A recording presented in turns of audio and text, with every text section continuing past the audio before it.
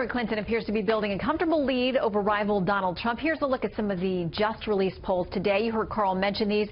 These were taken after the most recent debate. An ABC News Washington Post poll shows Hillary Clinton with an 11-point lead over Trump in a four-way matchup with Johnson and Stein, picking up 7% and 2%.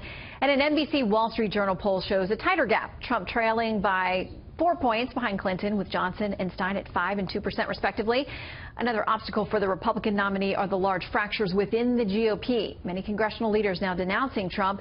Win or lose, there are going to be some soul-searching moments for the GOP when this whole election is over. Let's get some insight on what the future of the GOP may look like from Dr. Laura Brown. She is an associate professor of George Washington University and joins us live. Good to see you, Doctor. It's great to be here. Thanks. Okay, so there's an interesting thing here because a lot of people have been brought into the voting process by Donald Trump. People who've never been in primaries before, maybe never voted in the general before.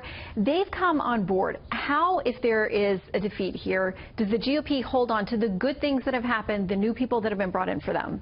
Well, I think it's going to be tough. I mean, really what you're looking at is what kind of loss is Donald Trump taking? And that will be really the basis upon which any kind of credible claim or rebuilding can happen. So if Donald Trump sort of loses badly, meaning that he posts lower than 40% nationally in the aggregate votes, then I think what you're looking at is Washington and the establishment Republicans will be able to essentially say, I told you so.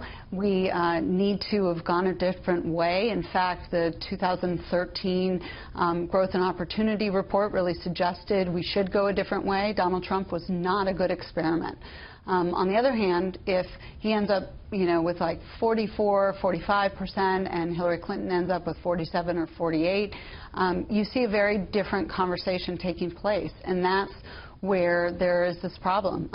You will have essentially a civil war between the two factions trying to claim dominance in the party. Well, can they come back and forth, back together like the North and South did after the Civil War here in the U.S.? I mean, is it possible for these two different factions who at times have been just vociferously attacking each other to come together and say, we do have some common good and common ideals, things that we agree on, that we can now join forces and go after the other side? Well, and you're right that they do have common things that they can agree upon. In fact, if you look at Speaker Paul Ryan's sort of announcement about their legislative priorities, there is vast support in the House of Representatives to move forward on conservative policies.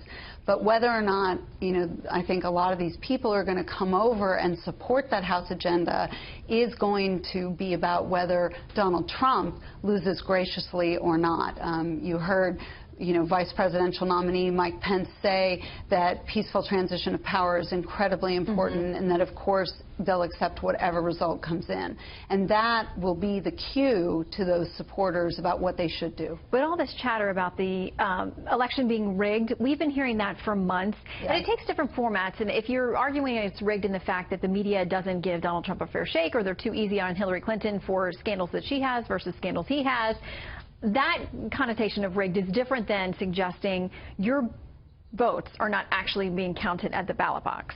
Well, I think that's right. And so what is really going to happen at the end of the day is how are the media reporting the election results on election night? How sort of burned or accepting do those Trump supporters feel should Donald Trump actually lose? And I think so much of that is going to be the cues that come from the top. Yeah, okay. I want to quickly mention three up-and-comers in the GOP you say to watch.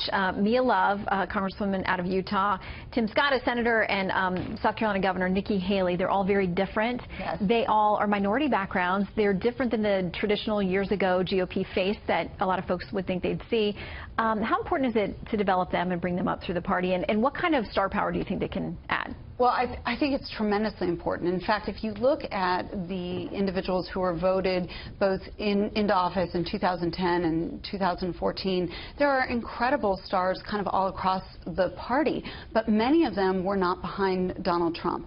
And this is where there is this question of if they can essentially take the spotlight back, if they can redirect the Republican Party after this election, I think the Republican Party really has a tremendous agenda's future because they are focused on fiscal issues, and Generation X does tend to be a more conservative generation that is more concerned about fiscal issues. So if they can move the conversation from these sort of social issues and racial issues and gender issues, I think they actually can put the Republican Party on a very strong footing going forward. Yeah, and some of them have their own races to worry about in the meantime. Dr. Laura Brown, great to see you. Thanks so much. Thanks for coming in.